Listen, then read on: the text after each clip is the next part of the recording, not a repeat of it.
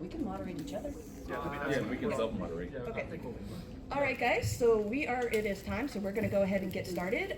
Before we get started, I just would like to remind you all that we do have a charity bucket up here. It is for the Georgia branch of NAMI, which is the National Institute for Mental Illness. They do a lot of really awesome stuff. And so if you have any change, if you know what that is, if you have any loose dollar bills or anything that you can chuck in the can, that would be amazing. DragonCon is matching our contributions up to $150,000, and we want to make them pay for every single red cent of that.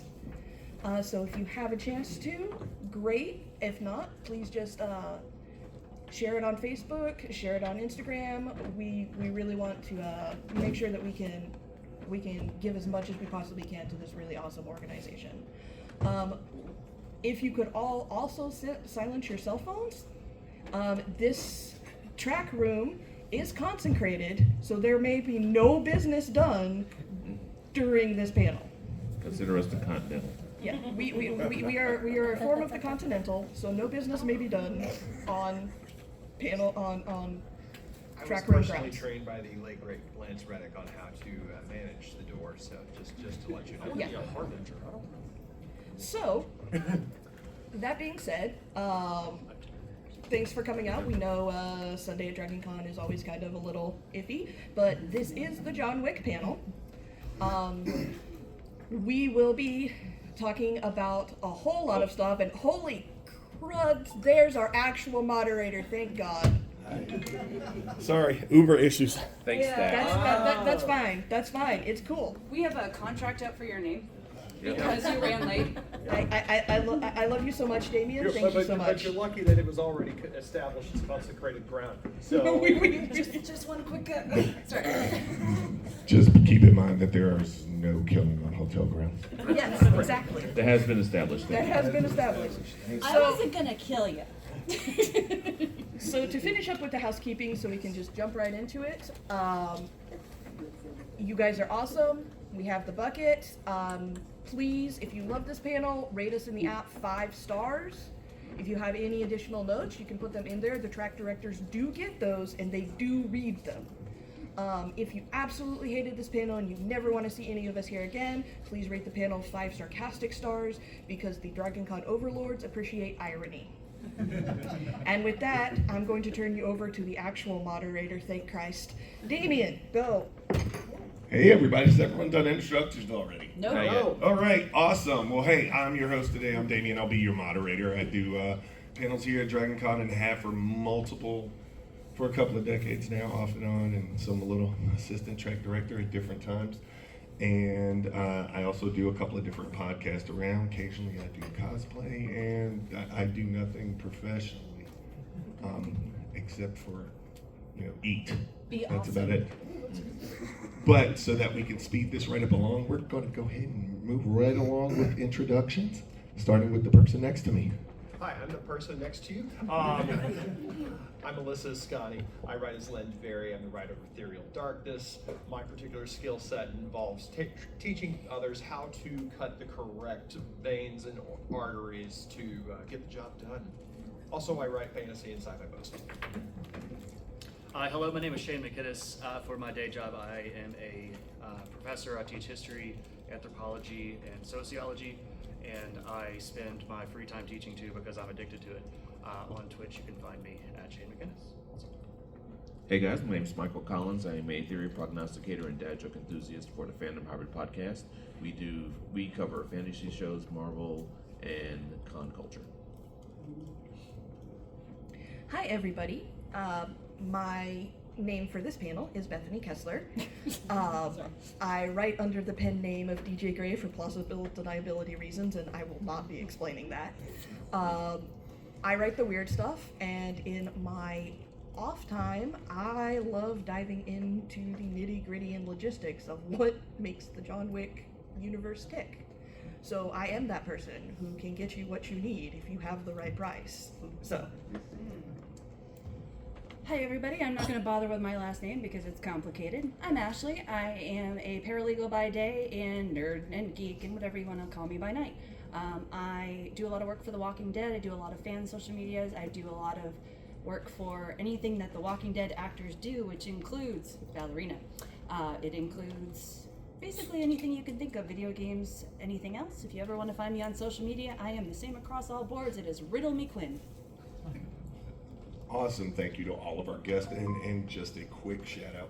Thank you to our Dragon Con Ability Services and our wonderful sign interpreter down here in front. I know a lot of times we don't have those for different panels, so I appreciate every single time that they show up. We love you. Yes, thank you. And so without further ado, let's just jump right into it. So before we get started, because there's always spoilers, right? And I assume if you're here, you already know the spoilers. But if not, how many of you have seen all of the John Wick movies, Ballerina, and the Continental?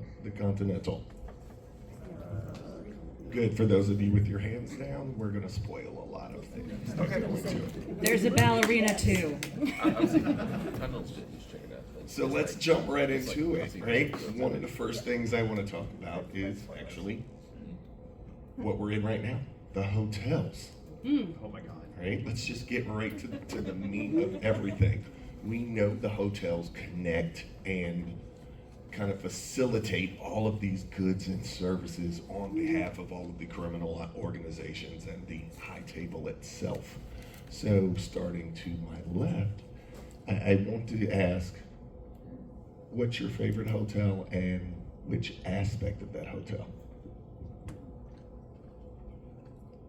I like the one in Japan a lot for the simple reason of Osaka. Osaka, thank you. I love Osaka because it's modern.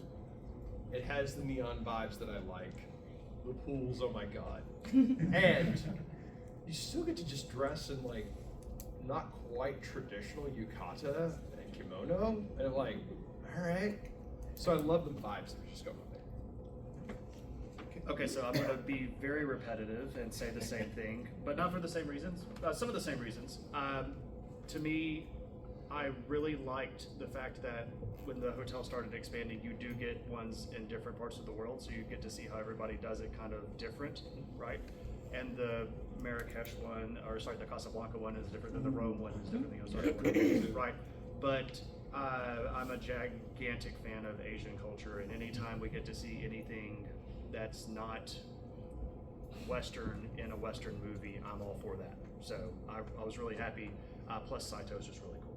Right? Yes. I mean, friendship is important to the culture. It makes sense that he goes there to get what he needs when he's excommunicado. I love that whole blending of elements in Osaka, so it was great. I got to go with the OG in the Flatiron Building. Oh yeah. I mean, just because the first time I saw it and how it operated was just incredible to me. Plus, it's the first time I saw the concierge service, which is one of the main reasons I'm a huge John Wick fan, is because I yearn to find a hotel that has a concierge service where I can get a Bellini shotgun. Okay, so side note, I'm a Crusades historian.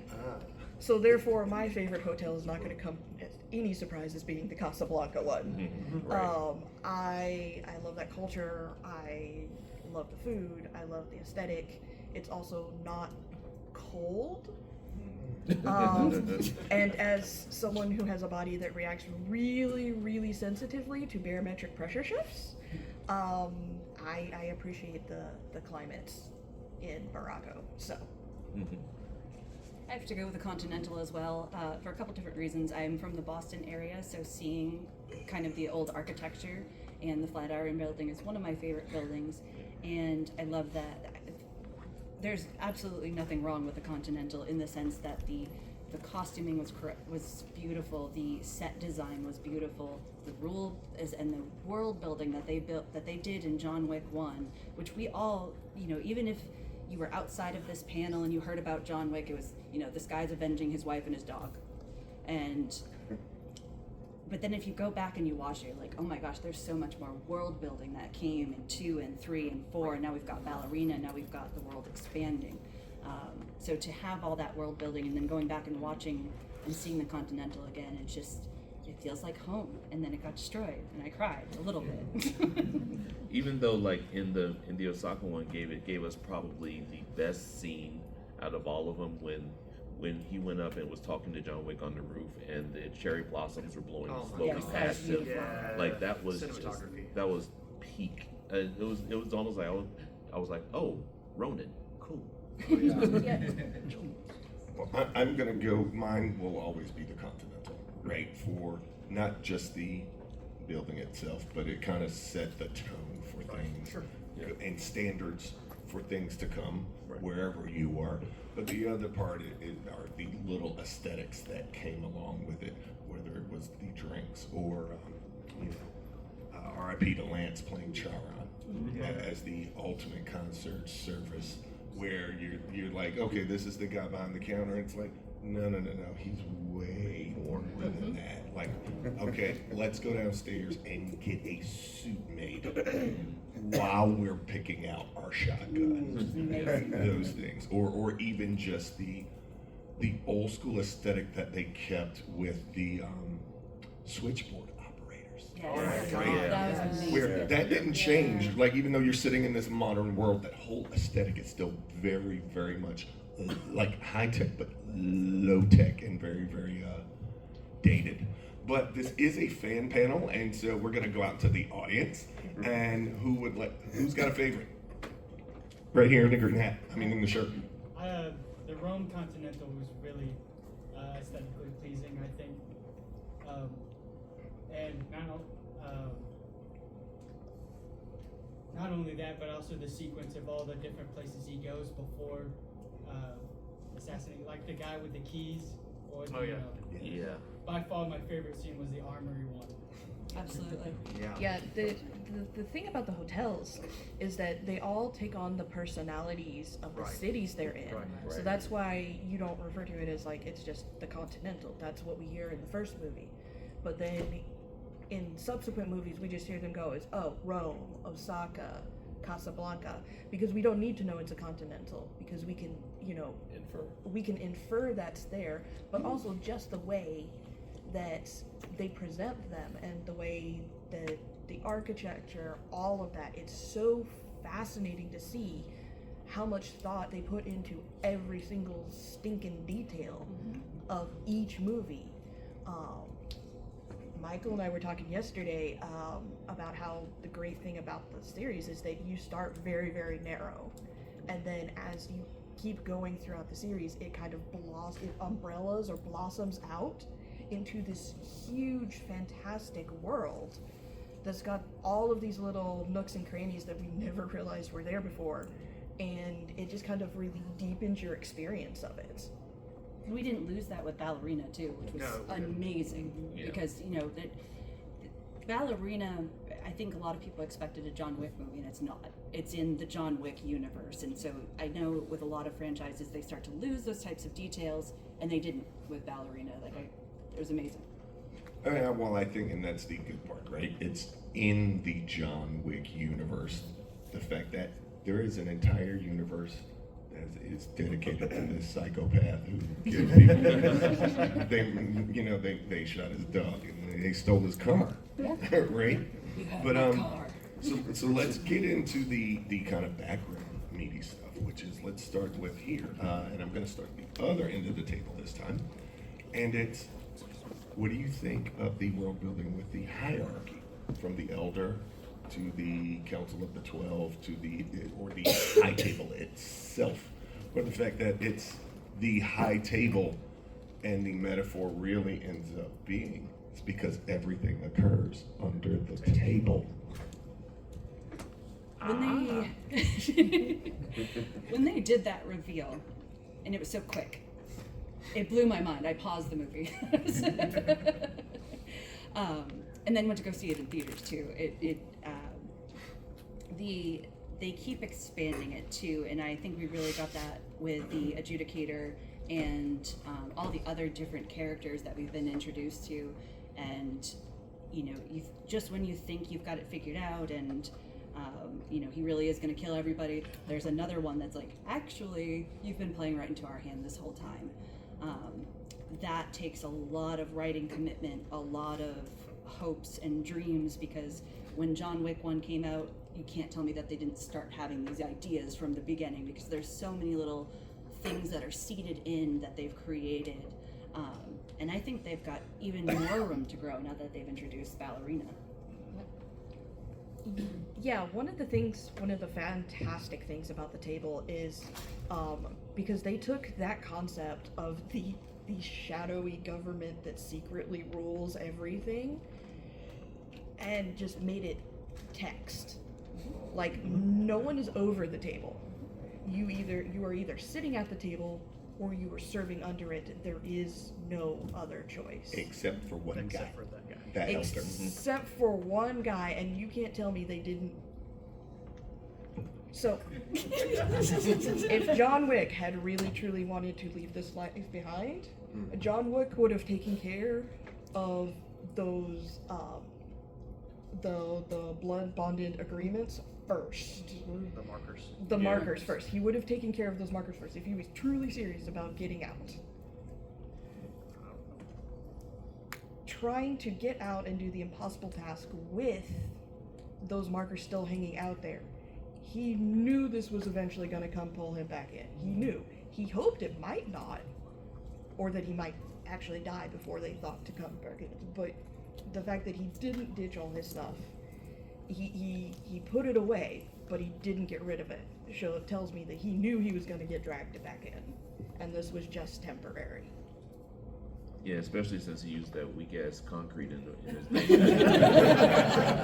He was fueled by rage at that point. Sir, that was put in by Lowe's finest home. That was hydraulic cement, and you know it. I was going to say they added some extra salt to that cement. Yeah, exactly. Real quick, Look, you got to keep in mind that you got to look at where John lives, right? All of the concrete business and construction and everything is all run by the mafia. Right? So he had contracted guys do those things for his house, right? And they're all fine. It's kind of like how they introduced certain things in John Wick 1 with the sheriff. It was like, John, sheriff, working again? Yeah. All right, I'm leaving. They were like, you want us to pour what? Okay, in your basement? All right, good. We're out. Yeah, you want rebar on that? No? No, Oh, no okay. rebar. Well, and also look at the house. He's living in a house that has a lot of glass walls, and that's if that's not a metaphor, then you absolutely. With the elder too, he killed the elder, and then they were just like, "We have another one. Joke's on you." Yeah, but it's like there's always going to be Right. someone, right? We one of the things that's wonderful about their structure is, like when Santino kills his sister. Right? It's like, why? She was in charge. I want to be in charge. Kill my sister for me so I can be in charge. Technically, he didn't have her killed. She went out on her own way. Well. So yeah, no, the table is eternal. The people serving on the table or sitting at it are not, but the table itself is eternal. Yeah, it's so like we're talking about, to have this world like just go from a guy who loves his dog to this whole complicated tier system of basically like thieves leading thieves, and it's like you get it's incredible that they are actually able to keep the peace as much as they can, as much as they have, because like everybody in this business is violent, so you have to be willing to commit a worse act of violence in order to maintain control, in order for people to fear you. Because people are like, well, I want to kill this person. They're like, no, we'll come down on you, and they have to know in their mind, how are you going to come down on me? That's worse than what okay, I won't kill him. Cool. So it's like I appreciate the fact that they have put in a system where the people under them know that there's going to be retribution and you're not going to be able to do anything about it. So that keeps everybody in line. Well, and so this goes back to what we did on the Wakanda panel yesterday. Like I always say, we go, oh, well, violence is not the answer. No, but it is a solution. right? And I have to correct Michael on this one. It's not a group of thieves. They are murderers. Oh, yeah. There is No, a- no, and that was there- look, metaphorical. there's a difference. They have thieves for the other jobs. We don't That's do a that whole, here. Look, that's a whole separate group of guys for a particular service. Yes. It'll cost you a gold coin. We'll kill us if we want. You want us to steal something? I'm not into that. Sorry. Right. I murder people. I'm sorry. It's not my job. But I know a guy. We got to draw the line somewhere, guys. What's really interesting to me that always makes my brain kind of wrinkle in the right way is that what we're looking at here are people that are unmistakably lawbreakers, right? And yet they follow their laws better than what we would say ourselves. You know, we look at ourselves, oh, we're not breaking the law, we're good people, but we don't follow our laws. These are the bad people that are following their laws better than the good people are following their laws. And that juxtaposition always makes me happy when we see somebody like John Wick who just goes through a 20, group of henchmen throwing guns and killing them spectacularly. And then somebody goes, but John, there are rules. And he's like, and consequences. And we all know that they're just, but that setup for the first couple of movies is what makes the law breaking at the end of the where he kills Antonio. That what makes it so much better, because now he's in this other category where he's not a good guy following the good laws, and he's not a bad guy following the laws. He's now his own John Wick character, which is just so perfect because he was that way all the way through. It just took this crazy act to get there. So I'm going to keep going on that realm of thought a little bit more, because this is a world that it's the hidden world of secrets and murder and crime, and then it has its own hidden secrets of murder and crime and secrets upon secrets. I mean, starting out, we've got a mob boss, and his, punk kid runs around and all this is like, what did you do? It's like, no, let me tell you this horrible, horrible old Russian bedtime story. This bunch of terrified children, except in your case, it gets to be real because you just killed that guy's dog. Right. And I can't save you. justice for Daisy.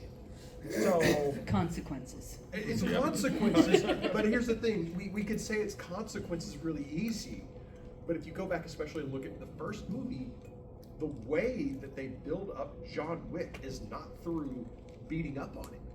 It's beating up on him or having him beat up somebody else. They actually build him up like you would build up the villain of a movie anywhere else. And then he delivers. Right.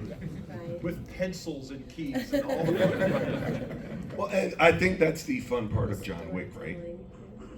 I don't ever confuse myself and go, well, John Wick's this great guy. No. No.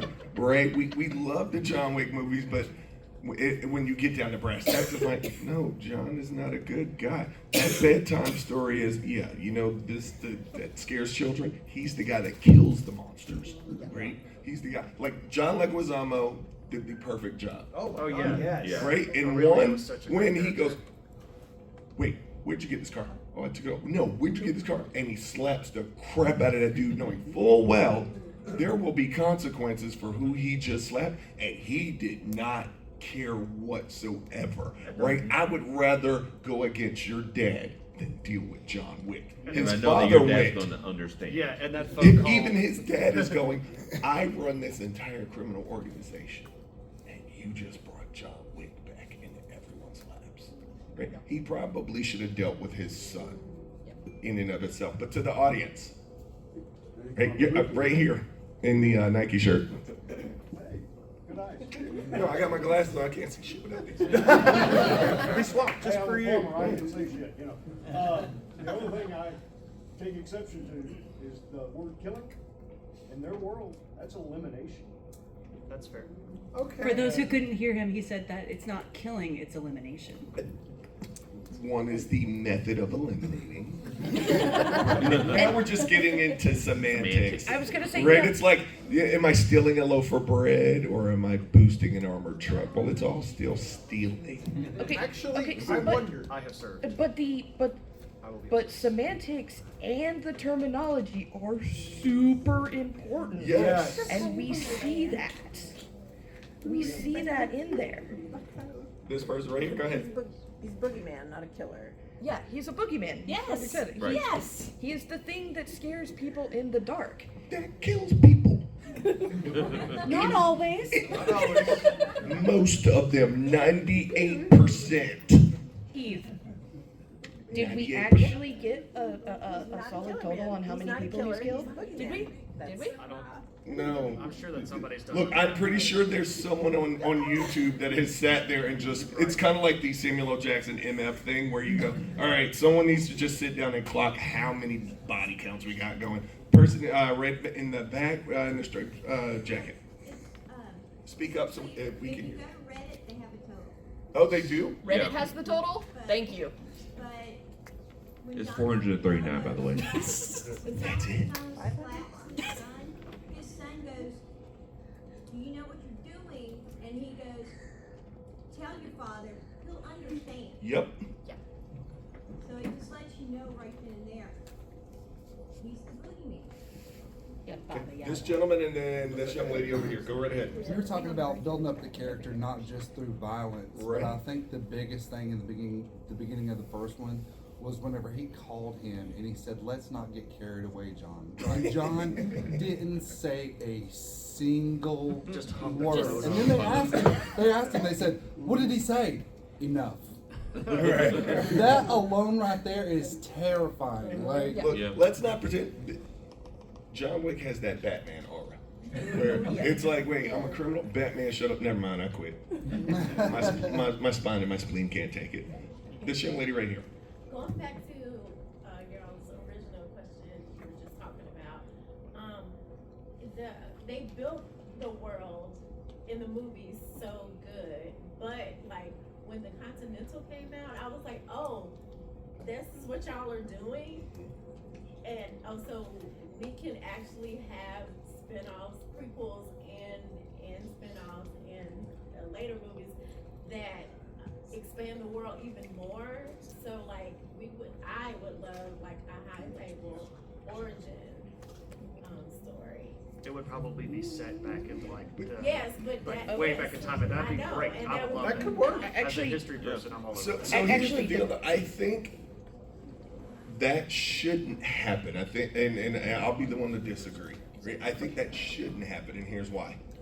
There's a lot of times when we go back for material like that and expand things, and we see that at different points with a well-loved franchise, Star Wars, where you finally get the Kessel Run, and it ain't as great as you imagined it. Yeah, but some as of a it's kid. Andor. Okay, it was really good in the books. I am just Correct, saying. right? But when you go back and then you can see what happened, it was much better when you just knew he completed this task, right? And I think that's for some of the things with John Wick. Some things are better left with the myth intact, Well, or and- the mystery. And part of that, yeah, part of that. I mean, an origin of the High Table would be great, but it would also require someone like Tony Gilroy who did Andor to be able to pull it off at all, much less pull it off well. The one I really want to see is I want the Shiro Yandani and Cade buddy cop backstory. Oh, I want this trip to Vegas, y'all. I want to see what happened. How did you get to be such good brothers? And because I feel like that will add just even more impact to. It'll probably be The Hangover with lots of dead people. I'm into that. I'm okay with that. I'll buy that. That's fine. You're saying it like it's a bad thing. Gentleman with the hat right there, go ahead. We talk about all the in-depth and elaborate world building. Me personally, I would like to know what John Wick is built out of, because he has survived multiple falls, multiple like he's been hit by multiple cars. Getting I shot said off the before. Continental. Yeah. He's built out of all of the rage and darkness that he has been bundling up from ages of being the boogeyman that haunts the monsters at night? The technical answer to that question is a nanoweave fiber suit that is custom. What he's That made is of, not what his custom. clothing's from. Look, here's the deal. Without the suit, he ain't making it that far, right? It prevents right-on stab wounds, right? It's knife repellent. It's mildly bullet repellent up to a certain caliber. Okay. Right? Anything beyond a 45 and you're done. If someone shoots him with a 50, he's gone. Except for the plot. Okay, but also Remember, he's got Batman plot armor. yeah, but also that doesn't account for any concussions. But to answer your question in a science fiction writer way, this is a portal fantasy universe, so physics doesn't quite work the same way, and there are absolutely people who have genetic advantages that the Romaruska and the Bowery King and all of them have totally figured out a way to identify and snatch them up. My theory is that it's flubber. Look, and let's not forget, John has these. We've talked about concussions. John has CTE. Right? Why do you think he's snapping over a dog in a car and willing to kill everybody? Now that dog had a lot of meaning. It was a gift from the last. Concussion disorder. So new fan theory is that he's actually just concussed and all of this is in his head. And No, has really that good he's just genetics. concussed and not making great decisions. There you go. Did he ever make great decisions? We don't know. He married Helen. That was a great decision. That was a Good great point. decision. He Good left. answer. He was happy. So the other thing is, because we've mentioned, there's the elimination and all that, but there's also the other part that we haven't talked about, which is the intelligence gathering, because the Bowery King has this amazing intelligence gathering network. Of And it hobos. is And pigeons. Don't forget the pigeons. Yeah. Yeah, carrier pigeons. The dichotomy between the high tech and the low tech. So no matter what happens, they are covered. EMP hits, they're still covered. That's why they have the switchboards too. Because yeah. they're all off the grid. And that's why they have the They're all switchboards. completely off That's the why grid. everybody has Nokia phones. Though I think that was more just because you can't kill Nokia phones, and assassins and stuff are probably really, really hard on technology.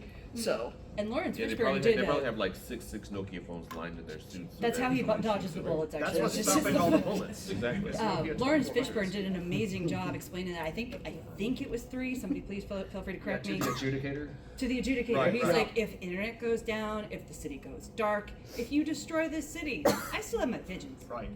And here's the wonderful part about that whole thing with the Bowery King. He's not a part of the high table. nope. Or is he? But He's not a part of it. But He's they not. but they still respect enough of that to let him operate and work and do what he does. It's the quality of his intelligence network. I was gonna well, say- yeah, if you've got an entire city filled with homeless people, think about it. We see it now in different cities. What did they do? Oh, we'll pay you if you're just gonna walk around all day. Anyway, we'll pay you to strap this on your back and have a cell signal going around. And do Google Maps and do various things. So all of those things are really grounded in some very, very real world practical applications Yeah. that just make complete sense. You want to know what's really going on in a city, you ask the people that are impacted by everything. And the ones that nobody else is going to look at or Correct. try to, No or one's try to gonna bat look an away eye. from. Well, I mean, to that point further, I mean, there was a point a year and a half ago, I was walking around in Shinjuku. I know, mad props to me.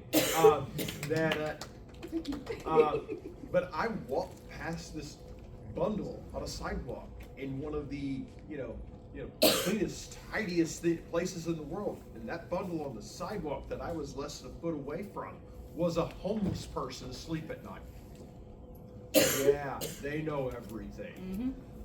Well, and it's not just like they know everything, but also the Bowery King may not have a seat at the table, but they can't kill him because they don't know everything that he knows. Correct. Like absolutely, that is the man that you do not want to piss off, because he helps John Wick because they piss him off. Like everything he does in 2 and 3 and 4 is because Correct. they tried to like slap him down, and he was just like, Long live the king. bet. Yeah. Okay, this gentleman right here, followed by the gentleman over there in the hat. I just want to know how many people in the world of John Wick are not assassins. One of the coolest Just scenes you. in any movie I've ever seen was when they did the when they did the hit on him for all of New York. Yeah. Everybody's just looking at their phone. I was like I get goosebumps now. Or to see the scene by the fountain where he's talking to him, then everybody just stops Oh yeah. walking. Yeah. Because Winston's got the whole city in his pocket. Yeah. And he's just too much. So many scenes in this movie, dude. Like, The kids aren't assassins for now. Yeah. To go Gentlemen, back to the homeless network, there was a Keanu Reeves movie, I think it's called Chain Reaction, where he's on the run and he runs by a homeless guy, and the homeless guy's like, "What? You don't even see me?" And that's their way of hiding from the police. Yeah. And I was like, I saw that, I was like, that's an interesting callback. Yeah, the callback. So if you couldn't hear, is he mentioned previous Keanu Reeves movie, Chain Reaction, where they're on the run, and he runs past the homeless guy, and the homeless guy's, "What? You don't even see me?" And it turns out later they use that as camouflage because it's really good camouflage. But yeah, that was another thing I noted when I saw that. I'm like, oh, that's cool. So go right ahead, and then we're gonna drop over here. There's also the technical side of it too. There's all the world building and stuff, which is really cool. But in the third movie, where he's building that revolver because he couldn't find the right bullet or the right revolver for it, you can see him in like 2 minutes just break down the revolver and just count the cylinders to make sure it's all lined up, and then just shoots one shot and then runs off. And hats off to Keanu Reeves for taking the time to learn that too. Oh, Like, he it's is amazing. absolutely amazing. So full disclosure. I'm a firearms guy, right? And I own a number of firearms. I believe in firearms safety. But I will tell you, if you ever watch people do those 3-gun competitions, like I've seen a 13-year-old girl go through with a pistol, a shotgun, and a AR and wreck shop, just like. But then you look at, I believe it was Tier Tactical who trained him, Halle Berry, several other people, right? To be and hats off to Keanu Reeves because he constantly does that with everything, whether it's jiu-jitsu, tai chi, kung fu. I'm going to master that skill so that it's just secondary nature and it looks realistic and it's believable, whether it's breaching, now of course some of the stuff where I'm gonna block with this, right? That's all theatrics. I live next door to stunt people, which is great because I get to pick their brains as well. Yeah. But just to watch that go down from a technical aspect, and then how it works with other people for their various styles, they incorporate all of that in, is absolutely 100% amazing. And you notice they do it safely. Yes. Right? These same people, I watched a clip, and then we'll get back into this. There's a infamous clip online of Will Smith in a room full of people, and it's right in their firearms present, and the guy had the firearm, and Will Smith, who was trained by the exact same people who do all the training for all the John Wick movies and everything, Terran Tactical, literally went back through and sees the guy and takes the gun out of his hand, immediately unchambers everything, removes the magazine, and clears it 100%, and looks at him, smacks him in the head like, what are you doing, right? Yeah. That's the level of commitment that these guys are having. Young lady in the back, the mushroom. Speak up. I wanted to go back to the question about the dog. I mean, the fact that you said that, well, he had all those contusions and that's why he went off about the dog. No, he went off about the dog because it was a sign of his humanity. And that's the loss of this humanity is what he is mourning.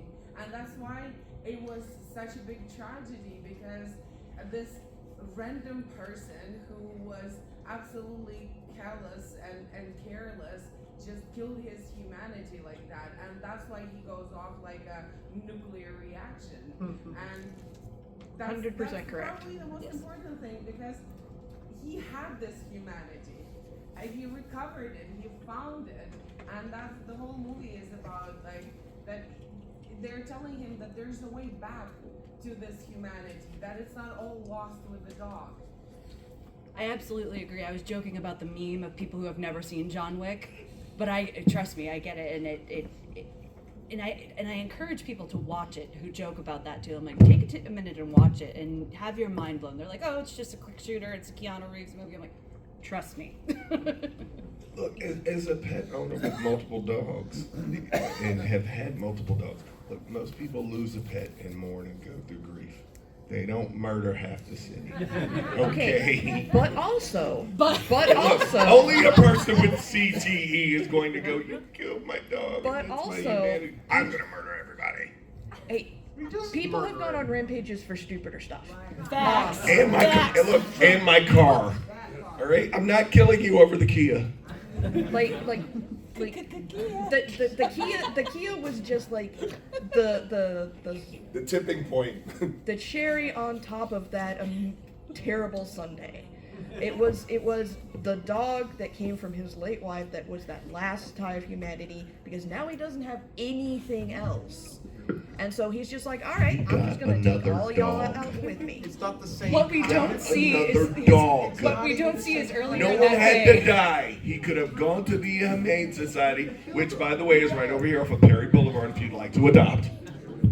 What we don't see is that earlier in the day, like he got cut off at the grocery store. They didn't have his favorite snacks. Like there's a whole thing we didn't see. There's something to say here, though. The dog that he gets from his wife, he gives a name. We know that her name is Daisy. But then when Daisy dies, he gets the next dog. And in the second movie, they ask, does the dog have a name? And he's like, no. Because people that don't connect with people don't give names to dogs. They just see the dog as a dog. So the before and the after here is pretty different. So he gets the dog, but it's not the same. So let's roll into some of the other things in there, such as the symbolism. What does everyone think about the gold coins and the high table motto? I think they've scratched every single table I've ever seen, because they can't just hand that over. They're like, they pay good money for that imported mahogany wood to be very well lacquered. They did it with Often. I was like, stop it. I'll never look at the same again. So, You just messed me up. It's that and a flaming martini. So many museums were robbed in order to make all of those gold No, they coins. weren't robbed. They were not But, robbed. but then again, we know this is a different world because you have those gold coins. You have to have had a press for those, which means you need the gold, you need your smelter, you need your press, and then you need a way to distribute them, and that's not insignificant. I believe we see that sort of in the Continental, if I recall correctly. We see that in the second movie as well, because at the beginning of it, Winston's sitting on the top, and the guy that has brought the shipment in, he's inspecting the next round of coins and just put all this stuff in. And let's keep it a buck. In John Wick 1, you see how many coins that man had sitting in there? Oh, a lot. Yeah. That man had coins like he was playing Mario. And what's crazy is that he's also got stashes of these all over the place, because then he goes and fetches this stash and then that stash and this other. Gentleman all the way in the back with his hand up. Slight change of subject. No. Shot to the body, the shot to the head, and then move on. Is that a learned response? Is that training? That's training. That is state learned behavior, sir. After the first trauma, you just kind of roll with the rest of them. We do not subscribe to Damian's theory. I don't subscribe to it either. No, it is trained, it is precision, it is habit. How can you physically not have CTE at that point? You're trying to apply logic to something that is fantastical. Yes, he's got a fantastic case of Swiss cheese brain. Also, this guy back here in the back with the navy blue thing has been holding his hand up for a while. Yes. Real quick, super fast. We saw him in the Matrix, okay? He's fine. Oh, so he took the NyQuil. Yes. Go ahead, I'm sorry. I want to talk about what you said and what he just said. So, my origin story on John Wick was the special operations vet. Every time I see a gunshot, You want to sit here? You can sit here. Yeah. And so I get on there, and the guy's changing his magazines every 10 rounds. I'm like, one shot to the head, one shot to the chest. I'm like, what is this? It's like John Wick. And I sit down and start watching it. So my wife is I can thank her for that. But so it's awesome that, and the trainers that trained him, I trained those guys, see the gray hair? But I was so disappointed with the bulletproof suit. They spent all that time and effort to do the right thing, to turn people like me on, and then you bring out the suit. I was so disappointed. But For those who couldn't hear the gentleman, special ops vet, you said? He trained the people who trained the John Wick people? yeah. And where the cutoff is the bulletproof suit. But he That's a said bridge too far. it's a bridge too far. He's correct. And he also said too that he got into this by his wife was watching the movie, and every 10 rounds they were changing the chambers. So thank you for your service, and thank you for training these incredible people so we can have a panel like this and discuss these things. And also, real quick, I wonder how many people have lost their lives trying to do the John Wick magazine change, like going like this and then not coming out, and they're like, oh, oops. Yeah. Oops. Yeah. What's rule number 1? It's always a loaded gun. There we go. I was gonna say consequences. Yes, that's the consequence of the loaded gun. Gentleman right here. I was saying back to the gold coin thing. That's not really that unbelievable. In the real world, there are a lot of perfectly legitimate people who have coin presses. There's a guy, like for example, there's a guy in Colorado. His name's Dan Carr. But there's other people who have coin presses. They can make those kind of coins. There's nothing illegal about buying a large quantity of gold. Those are probably 1 or maybe 2 ounce coins. It's a lot of gold, but still. So minting coins like that, and by making them out of gold, also, it's a little harder to counterfeit because tungsten and gold like weigh the same. So you can and have the same density. So you can make a tungsten coin, and people are doing that in real life to try and whatever. But they got tungsten. But again, the consequences for passing off fake coins in John Wick are worse. Well, I think that's always been the case too with any form of coinage is counterfeiting, right? Where it's like, oh, you notice in a lot of old movies and in the past, they go, oh, like you see the people bite into the coin because gold is a very, very soft material by comparison to everything else, right? So there's that, the metallurgy that goes into that makes entirely a lot of sense, but also the fact that they're all the same coin. Yep. Right? There's no no deviation. denomination. It is their common currency strictly for that world. It's also more stable than trying to deal with paper currency, and There's also not a track behind it, so if you're moving stuff around digitally. yeah, there's not a trace behind it, Right. and then you also it's also a limiting factor because there is actually legitimately a limit to how many gold coins a person can physically carry at one time. And also, it limits the ability for someone needing change. So like, you're not going to get like 4 smaller coins if you. It's only 3. Sir, we're cashless right now. At the conference. Exactly. I do love too with Ballerina. I think they got a lot of things right. That she had 1 gold coin.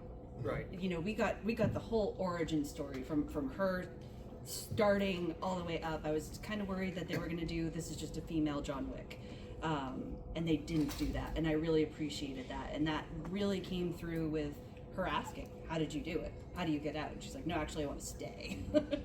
I do think the in-game currency is a bit funny though, because I'm paying 1 coin for a drink at a bar, but I'm also paying 1 coin for a guy to clean up a dead body. So, Sir, that 1 coin is not for that drink. I assure you. There are other services that come along with that drink. Yes. All right, this gentleman right here in the front in the kilt. I understand this Winston character. Winston, And I understand him. He's for John Wick or he's a good John Wick. So, I have an answer for that. In the beginning, he put a price so high on John Wick's head. Then later, it seemed like John Wick kind of like going along with Winston. They got to bring it baby. I was like, what is going on? So I can explain that one.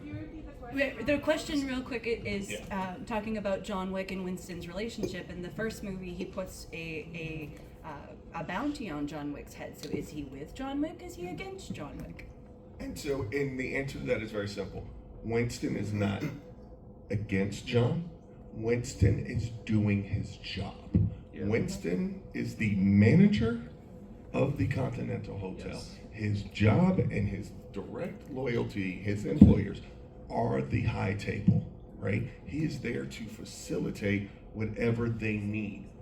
based out of that out of that area of operations. He is there to help keep and maintain order and the rules. He and Charon, you see, they're the most prominent members you see at that hotel, right? So in the beginning, he loves John, right? He and John are great, but you notice John never really questioned Winston on that one at all. Why? Winston's doing his job.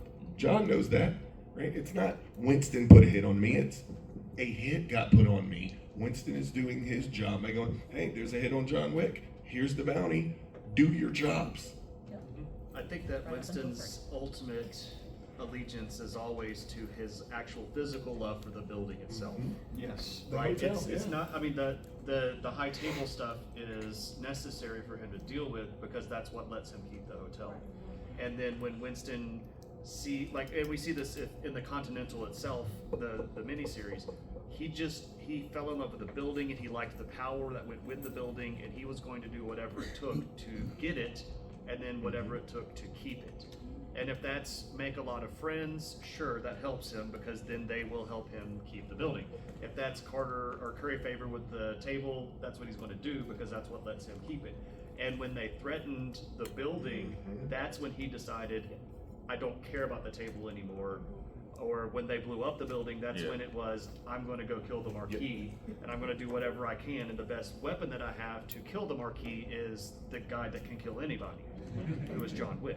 Okay, so for Winston, so John Wick, you have the dog in the car, right? For Winston, you have the Continental and Chiron. Yep. And And they got rid it's of both the of them. same story.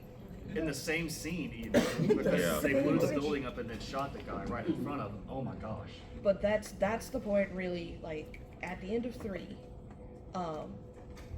Winston is still playing both sides, but his ultimate loyalty is to the building and to Chiron.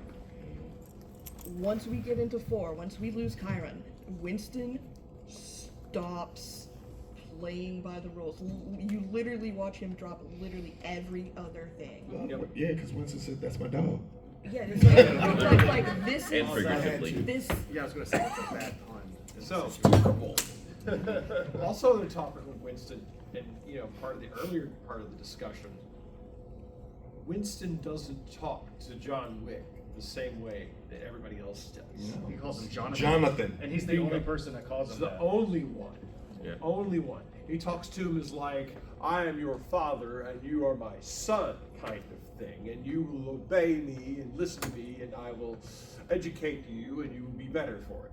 That's kind of the tone that he has. John's like, neat. Right, but at the same time, it is a potentially superior kind of discussion toward John Wick. And no one else actually pulls it off. No one. Yeah, he even pushes back on the Rushka Roma. Giardoni, he's like, and? Yeah. I am owed. I'm owed. That was good. That was good.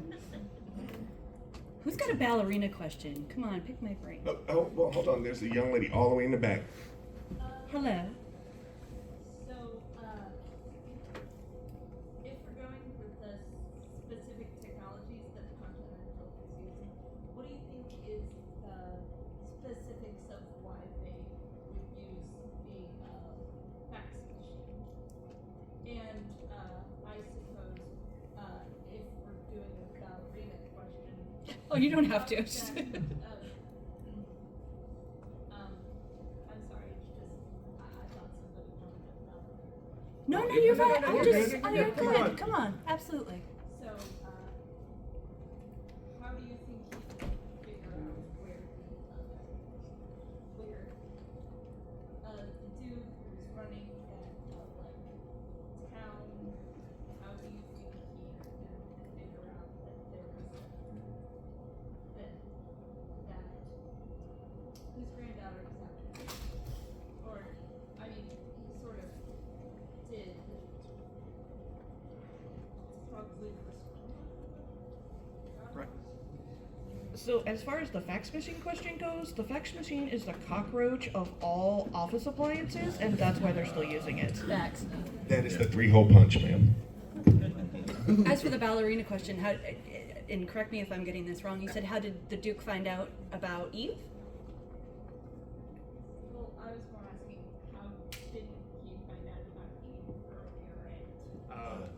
for the plot.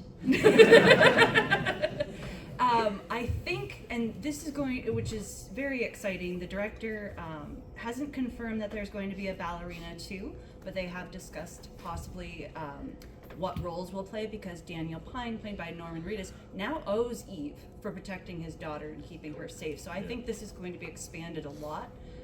How did he not know? I think he's very isolated in that town. I think because he does not have the resources because everybody throughout that movie said, we don't deal with them. Yeah. Like, they are Yeah. completely off limits. Yeah. I don't think he's got the same network of people. I would be very interested to find out more.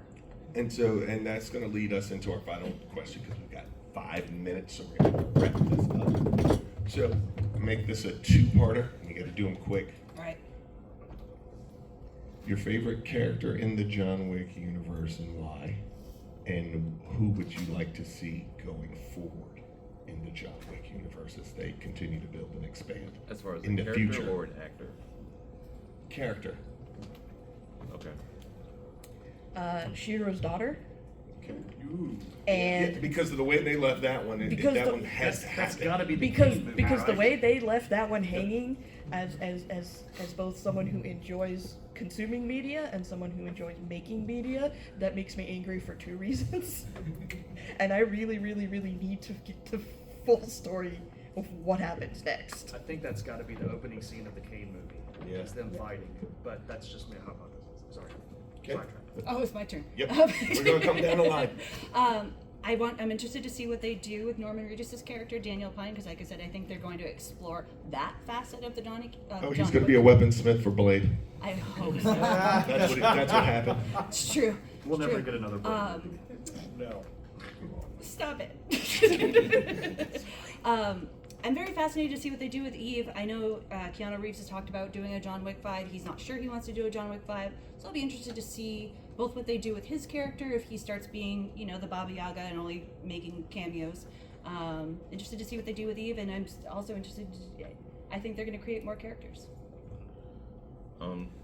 Sharon's my favorite character because I always love cool. Yes. Someone who can keep his cool at any point and knows what to do and gets shit done. Just turbo chill. Yeah, just really chill. I'm interested to see if they bring back Damian's character, because I really enjoyed his time in John Wick 4. I think that he was just, the way that he helped John was just something that I really enjoyed, and I would love to see him in it again. So there's supposed to be a Kane movie. Yeah. Yeah, I would love to see that. This is kind of off. The favorite non-John Wick scene, my favorite non-fight scene in any of the movies is when he's meeting with the sommelier in Rome. Yeah. Yes. I love the bad puns, like robust, strong, that kind of stuff. Something crafted dinner. And then they brought in Peter Serafinovich to do that, who I just absolutely adore. Yeah. Justice for the Tick, right? But anyway, I would love to see just him, maybe a 4 or 5 episode miniseries of how he got to that spot. And I would love it in my head that he was an actual sommelier ahead of time and actually does have all the wine knowledge, and then somebody killed one of his suppliers and that set him off, and then he would just He drank too much one night and pissed off the wrong exactly, guy. right? And then got a CTE. But to me, that would be a fascinating little, not necessarily big thing, but you could put in neat little Easter eggs in that. And I always love the little side stories that have punch but can stand on their own too. Alyssa? Okay, I really think that again, sommelier, great choice. Yeah. My heart beats so much for Sharon because he's just so smooth and so fly, and also my favorite TV show ever is Fringe. And, There you go. Yeah. Yeah. Going forward, I could say sommelier. I could say every answer they said was right.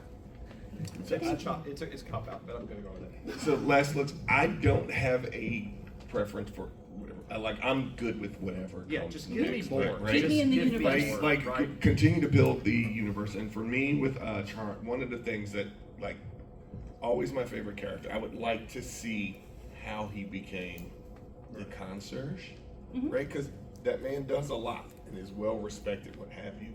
And I think one of the things that gets overlooked is the little detail of his name. Right? Everyone hands him gold coins for everything. Right. The character's name is from Greek mythology, which brings people up the river Styx, and you have to give him gold coins. You have to so be I'm the wondering, ferryman, is man. that his real name, or was a title that just became his name and what have you? That is an excellent question. But really quickly, we have to wrap up because we are now out of time. One of the things I want to say is thank you all for being here. Right? These are fan love you. panels, Thank and we you. love everyone's participation. Thank you to all our guests. And going down the, don't forget our Dragon Con charity this year. We're still collecting money, and we're definitely in need. And so, going down the line, starting with Alyssa, where can we find you next? I am hanging out all con in the first floor of the vendor hall at Terran's Lair and Author's Lair. Lots of people there. I've got 3 books available. All kinds of crazy stuff, all kinds of fun stuff. Come find me and we'll have fun. Awesome. I'm going right upstairs to be on a panel about Asian mythology, but if you want to come up after, I have a QR code that you can scan for all my Linktree stuff. So That steals your money. Gold coins. He works for the high table. Real quick, They're not thieves. I'm gonna hang out and check out the Ironheart panel next, coming up in this very room. I don't have a panel till tomorrow, starting at 10 o'clock with the classic sci-fi roller panel. I'll be on that, and I'll be doing a what if panel in the room next door tomorrow as well. You can find me at deejgray.com for all of my socials. And directly after this, I'm also going upstairs because I'm the moderator for the Myths and Magic from South Asia panel that Shane's going to be on. And then I have a couple of writing workshops over in Hyatt Inman. And then tomorrow will be Wheel of Time upstairs as well, where the series would have gone. And if there is a panel that is likely going to end in a fist fight, it's probably that one.